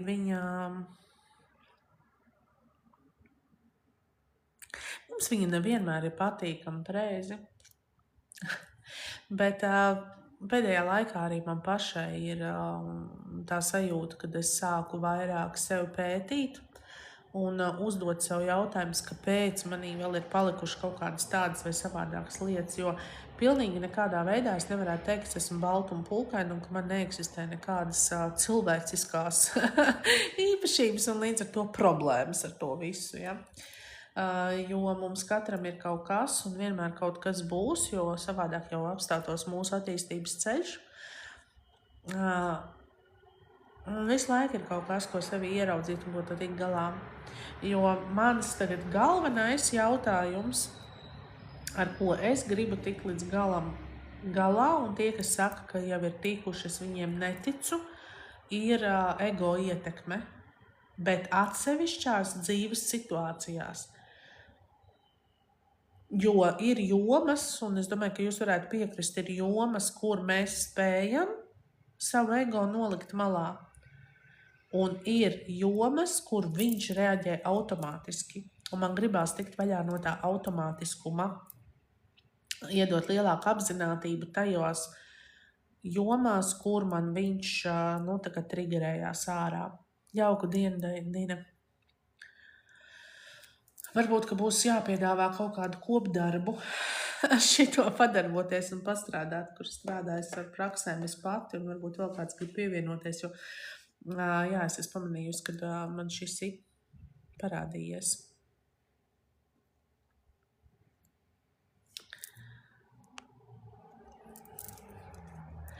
Zane, nu cik tu zinkārīga? Tu gribi zināt, kāda ir enerģija tavam vīram? Vīrs pats negrib atnākt pajautāt.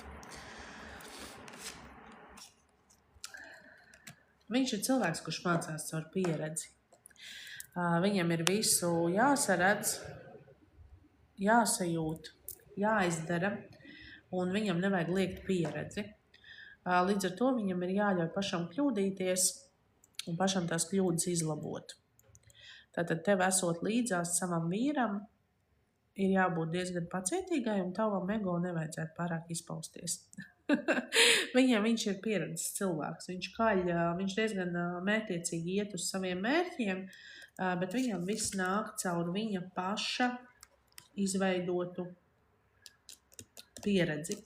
Un tiklīdz notiek, teiksim, ieteikums vai kaut kas, viņš uz to paļaujās, viņš izdara savādāk, viss sanāk, viss ir ok, bet viņš atkal nonāks līdzīgā situācijā, kamēr notiks viņa personīgā izvēle un pieredze.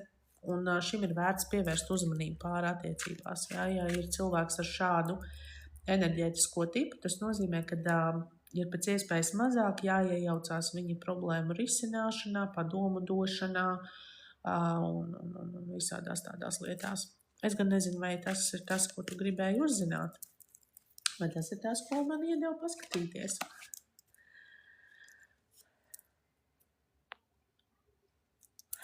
Jā, ar to ego ir ilgi sarežģīti. Un ir ienes daudz darba pie sevis, jā. Jo ir lietas, ko mēs tā kā saprotam. Saprotam ar prātu un varam sev pateikt, ka tā ir labāk tā un ir labāk šitā. Ja mēs pieejam pie tā varianta, ka nav pareizi un nav nepareizi, tātad kaut kā ir varbūt rīkoties labāk un kaut kā ir varbūt netik labi. Un man piemēram, tieši šīs ego lietas ir ļoti spilgti izteiktas darbā. Šajā enerģētiskajā šeit es pārslēdzos. Arī šeit runājot laivos vai esot konsultācijās vai kursos vai vēl kaut kur. Man pārslēdz, es pilnīgi jūtu, kad es pārslēdzos, es pat nemāku izskaidrot to sajūtu, kāda viņi ir arī iekšēji, gan galvā, gan visu pārējo. Un visu pārējo, ja. Un ir pilnīgi, tā kā savādāk visa tā enerģijas plūsma un reakcijas un redzējums. Un tad, tas ir skaidrs un kas strādā tā kā kanāls. Jā, kad ir šī kanāla informācijas, nāku, runāju, nododu un viss notiek tā kā jānotiek. Un tad es nonāku tajā otrā realitātē, tajā, kas ir ārpus visām šīm enerģētiskām lietām, un tur jāver cits jautājums, jā. Par visiem šīm ego ietekmēm un visu to. Un es jūtu, ka tur būs tāds diezgan liels darbs priekšā, tā kā būs jādalās ar savu pieredzi. Jā. Sveika, Arno. Jā, ar to ego tā ir. Un pats interesantākais, kas veidojās caur ego prizmu, kad pirmkārt cilvēkiem liekas, ka viņiem viss pienākās. Viņi no vienas puses nav gatavi, teiksim, ar kaut kādām savām lietām panākt, kaut kur pretīm, kaut ko izdarīt, spērs kaut kādu soli, viņš šķietam novēl kaut kādas tur robežas, ja, kuras ir īstenībā tieši caur to prātu un ego prizmu. Un pēc tam rodas tas jautājums, kāpēc man nav, kāpēc man neiedoda, kāpēc tur tā un šitā, un tā kā nerespektē varbūt arī citi cilvēki kaut kādas robežas, laiku, iespējas un visu pārējo, un skatās tikai no tās tavas skatu prizmas. Man patīk tas un nepatīk šitas, un tāpēc turpmāk būs tā un tā. Un pazūd tā kompromisa meklēšana, vai tas, ka jā, es varu tur panākt solīt pretīm, jo tad caur to es tur saņemu to un to. Un viss šīs lietas, viņas kārtojās savādāk, tad, kad mēs iemācāmies saprast, kas ir veselīgās robežas, nevis ego robežas. Un paši sevī sākam iemācīties ar šīm lietām tikt galā. Jā. Domā, kā egocentrisks cilvēks, nevaru tā domāt, bet tā ir, man ne? Ai.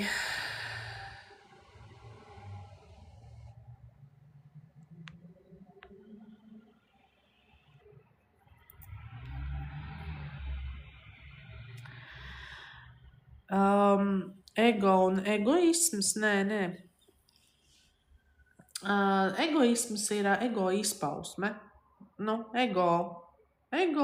Egoisms ir ego darbībā. Tā. Bet ego pats par sevi un viņa darbības ir dažādas. Viņas var būt ar pluszīmi un viņas ir ar mīnuszīmi. Un ir šis pārspīlētais ego ar to pluszīmi, ja, kur iet karogs pa priekšu, re, kur es esmu, tāds sevis uzspiešana, savu viedokļu uzspiešana, tas, ka tev man jāredz un tev man jādzird viss šīs lietas. Tas ir, kad ir paaugstināta ego plūsma un ir pazeminātā ego plūsma, kad es neko nevaru, es nekas neesmu. Tātad tas ego ir visiem, bet viņam ir dažādas izpausmes. Un šim ego būtu jābūt līdzsvarā. Tātad ne pārspīlētam un nesamazinātam. Un tas, ko mēs saucam par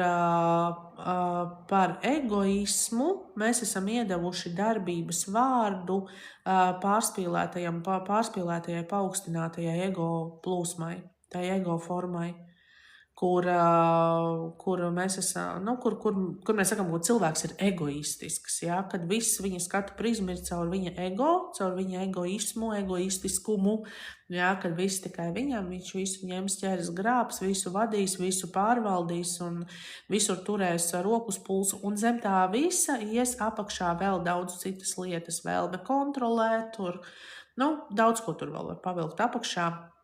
Zem tā darbības vārda, bet tās nav atdalāmas lietas.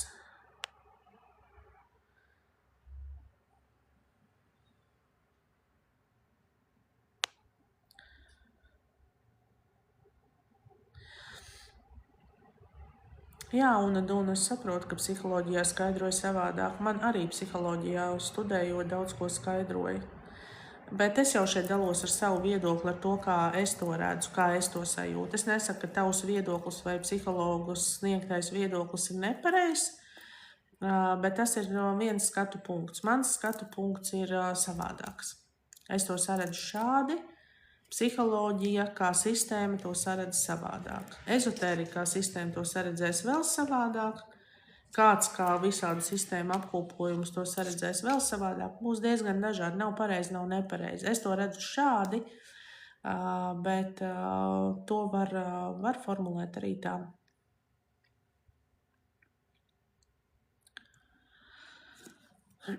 Katrā gadījumā viens viedoklis ir gan, kuram es vispār nepiekrītu, ka ir tie, kas saka, ka ego ir kaut kas ir jāatstrādā un no kā ir jātiek vaļā. No viņa nav jātiek vaļā, jo viņam ir pozitīvās puses. Viņam ir šī virzība, šī vēlme iet uz panākumiem. Ja mums vispār nebūs mūsos nekāda šī ego daļa, tad mums negribēsies neko darīt. Mēs apstāsimies, mēs stāvēsim uz vietas. Mēs būsim bez vēlmes kaut kur virzīties un kaut ko mainīt. Tā kā nav tā, ka tam nevar būt bez kaut kā, kas ir tajā tā kā mūsu šajā laukā paredzēts. Jā, ego ir es, bet jautājums ir, kā mēs šo es spējam izpaust. Kā mēs viņu spējam izpaust? Jā, tad ir vienīgi jānomirst, tad tu varēsi tikt no viņa vaļā, taču.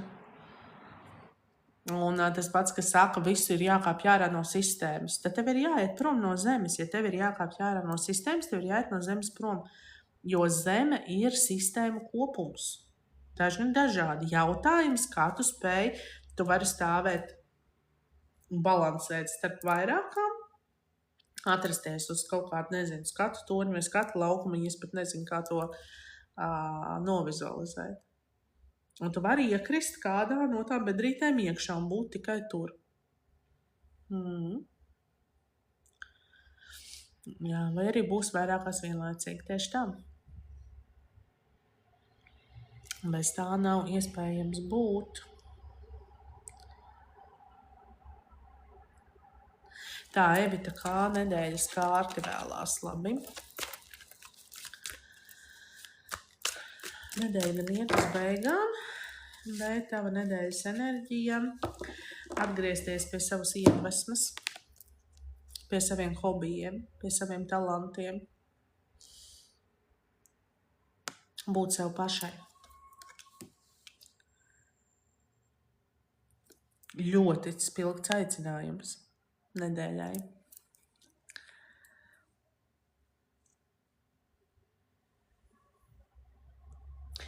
Un arī ir tā, es pati esmu, ņemot vērā, ka es esmu arī studējusi, un tā es tā domāju, teiksim, jā, psiholoģija, tur ezotērika, tur vēl kaut kāda nosaukuma, vēl kaut kas, pēc tam tas viss kopā. Katrs no tā visa iedod kaut kādu savu skatu punktu, kaut kādu savu formulējumu, savu izteiksmes veidu, no kā pēc tam mums rodās mūsu kaut kāds personīgais skatījums un personīgais viedoklis, kā mēs spējam, kaut kādā veidā izkristalizēt savu šo te pasaules redzējumu. Un kas mani pārsteidza tieši psiholoģijas studijās, cik ļoti daudz tieši egoistisku, tā vārda vistiešākajā nozīmē, cilvēku studēja šo profesiju ļoti. Ka tu redzi, ka cilvēks ir atnācis apgūt zināšanas, ar kurām viņš tūlīt varēs manipulēt, viņš varēs pārvaldīt cilvēkus, viņš varēs viņos ielīst iekšā, viņš varēs viņiem pateikt, kā pareizi jādzīvo, jo viņam būs papīrs, ko pielikt pie sienas, un beidzot viņam viedoklim būs apstiprinājums, ka tā dzīvot ir pareizi. Un tas man priekš manis tajā brīdī arī bija diezgan tāds bišķiņš šoks, par to, ka tieši šādi šo izmanto. Un nevis, man tas likās tik ļoti brīnumaini, kā tas cilvēks, kā viņš aizies, viņam atnāks pretī jebkāds cits indivīds ar savām sajūtām, ar savām emocijām, ar savu enerģiju. Viņš atnāks pretī, viņš stāstīs savas lietas, un tagad tev būs tas tavs pareizais viedoklis, kā ir jādara, kā ir jādzīvo, sistēma tāda, rāmīts tāds, strādāsim. Un psiholoģija, manuprāt, normāls, labs psihologs, kurš pieņem psihoterapijas seansos, par tādu runa, viņš var būt izcils tikai tajā brīdī, kad viņā ir arī citas kvalitātes. Jo tie, kas ir tīri tikai izgājuši kādu, un pie tam psiholoģijā mēs zinām, ka sadalās dažādas teorijas, arī tur jau tiek dot šī iespēja pieslieties vienam, pieslieties otram, vienam tur Junga skola, citam tur Freida skola, citam tur vēl kaut kāda, citam tur, kā tur višķi tās te psiholoģijas veidus sauc arī, kur ir visas tās enerģētiskās lietas klāt un viss pārējais. Katram kaut kas savs, bet tajā pašā laikā ļoti daudzos es novēroju tieši šo, kā viņi kļuva arvien cietāki savos uzskatos, savos pieņēmumos. Viņi atrada visā tajā kopumā kaut ko vienu, kam no sevis tas ir rakstīts. Tā mana ideoloģija, nevis es atnācu un ieraudzīju, ka mēs esam ļoti, ļoti dažādi, ka situācijas ir dažādas, ka viss kaut kas ir ļoti, ļoti dažāds, bet es atradu apstiprinājumu tam, ko es vienmēr esmu domājis, un turpmāk es pie tā vārda pieturēšos. Tā kā arī tā pasaule ir ļoti, ļoti interesanta.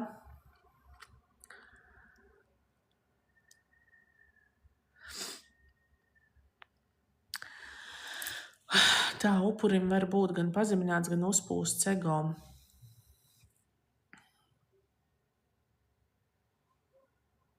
Jā, un ja uz to tā paskatās, jā, jo es taču varu būt upuris viena loma, ko es varu nospēlēt kā upuris, ka ko? Jūs visi, man vispār nekas, un vispār jūs man dzirdat, jā, man nekad neviens nedzird. Un es varu būt atkal tas, kurš reāli viss dara pāri. Vienkārši tā valdība, tā valsts.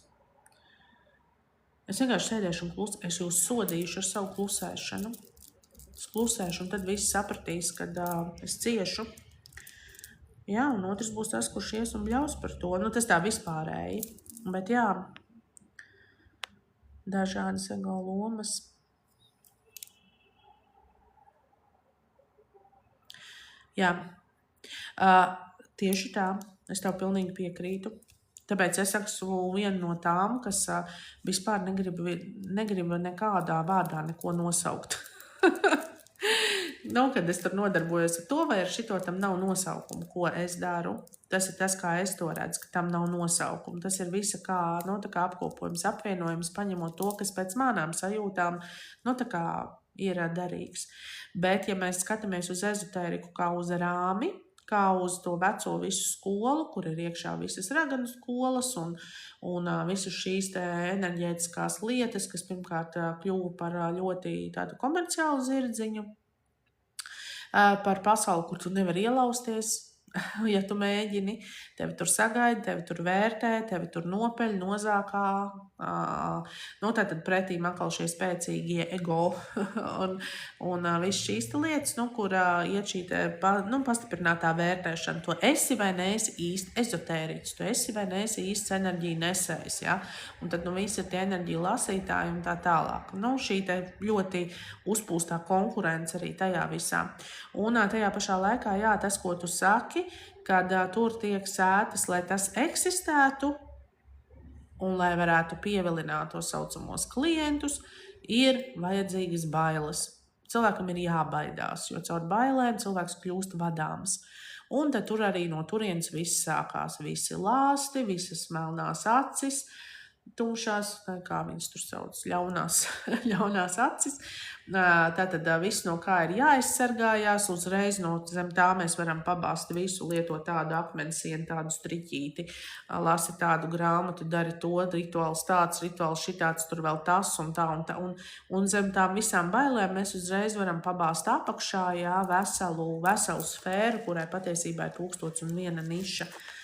Un pēc tam ir tas apjukums, kad, teiksim, var atnākt kāds un nolikt pretīm viedokli, ka tas viss tā kā īsti nav nepieciešams, ka tu nevari sev piesaistīt to, kas nav tevī, un viss šīs lietas, kur ir varbūt šis pretējais viedoklis par visām tām lietām, no kā mēs esam sākuši baidīties, un tad atraduši iespēju tagad no tā aizsargāties.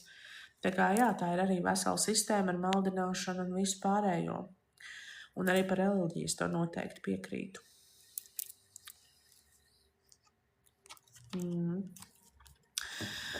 Un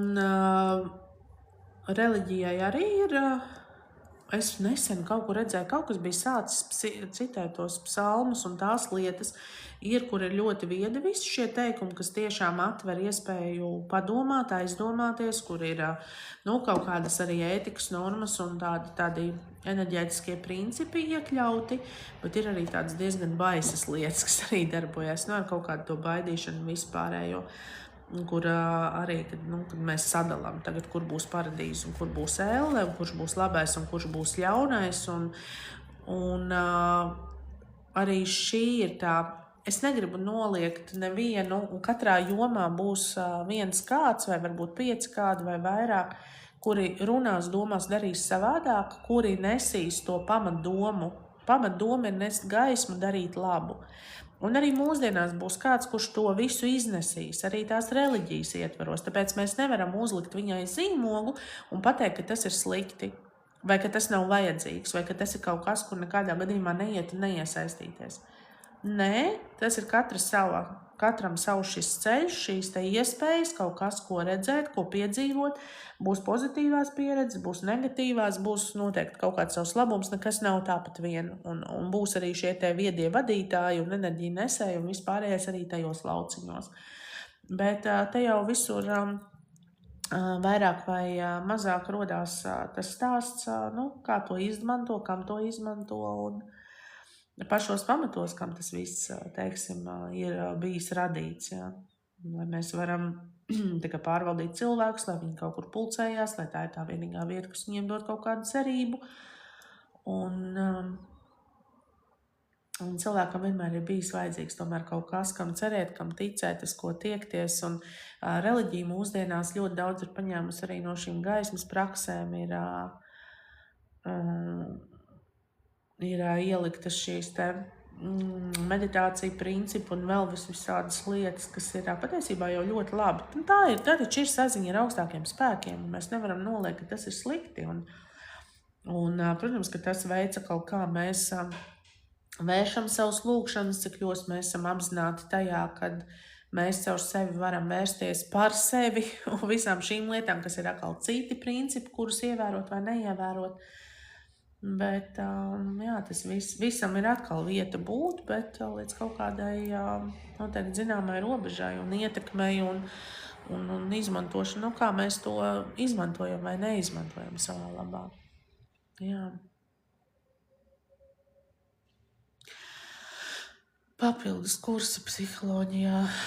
Jā, psiholoģija, man liekas, vispār ir tāda, kuru tā līdz galam mēs nemaz nevaram izstudēt. Tāpēc saku, ka psiholoģija kā tāda, viņa pēc tam sadalās tik ļoti, un būs viena, kas ies pēc vienas skolas, un viena ies pēc citas skolas, un līdz ar to arī psihologs tāds, pie kura mēs ejam, mums viņu ir jāsajūt. Jāsajūt kā cilvēku, jāsajūt, kādu viņš nes enerģiju, jāsajūt, vai mums rezonē tas, ko viņš mums piedāvā. Arī tur ir jābūt drosmīgiem.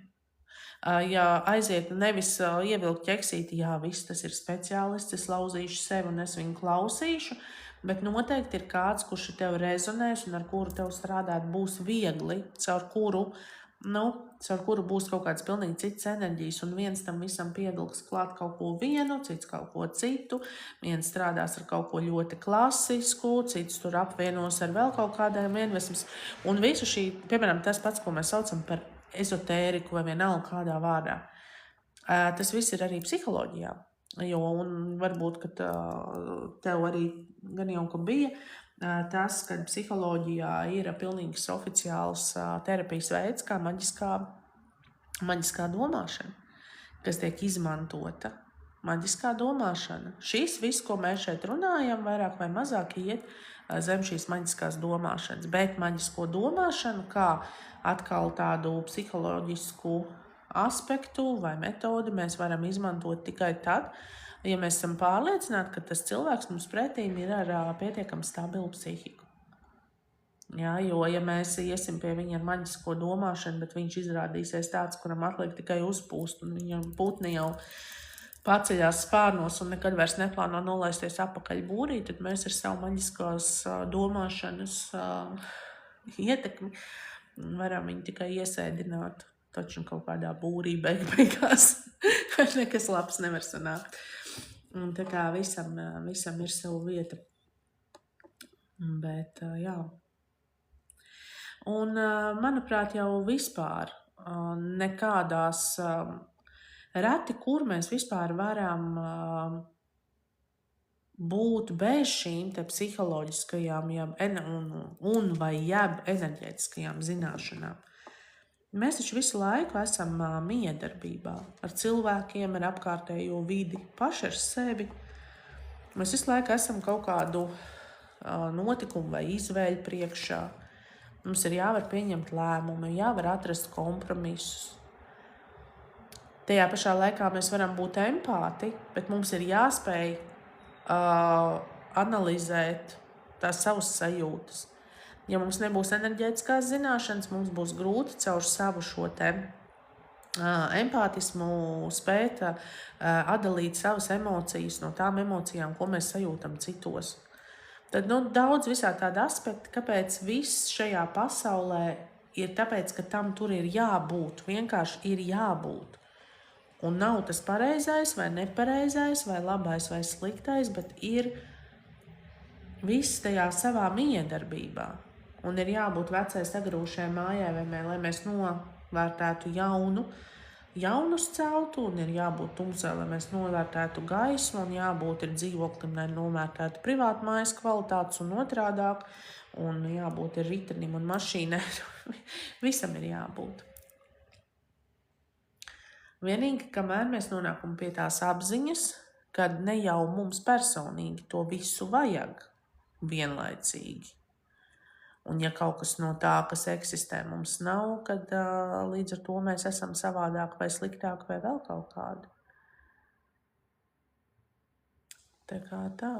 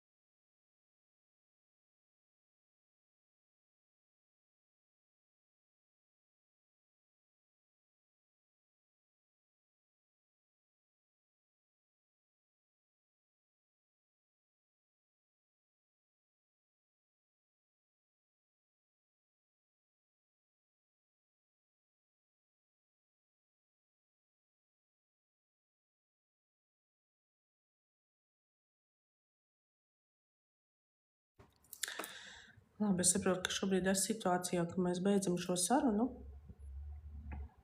un es viņu saglabāšu, ielikšu kaut kur. Pagaidām atslēgšos.